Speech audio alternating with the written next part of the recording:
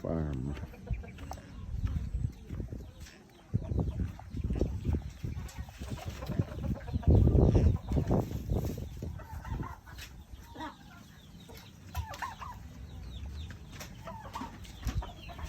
May itlog na.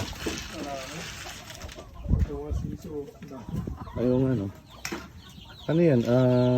Rhode Island. Rhode Island no? Free range no?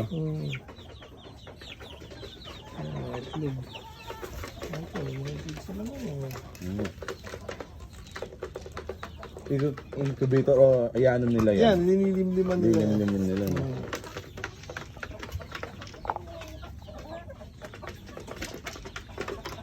Yan, si Arpats din mahilig din sa mga ganyan na alaga. Alaga.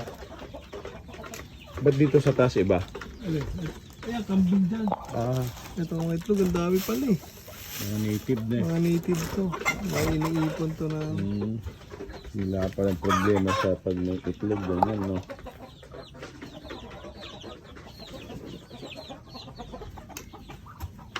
Pero may nagpapakain dito. Oo, Pag siya, ano? siya na lahat na eh. Ay, ito pala yung mga peking duck mo eh. Ayun oh, may gansap. Hindi nila kinakain yung mga ano? Ayan, dami ng ano. Mga peking duck oh. Laki no? Mabilis lumaki mga yan eh. Oo.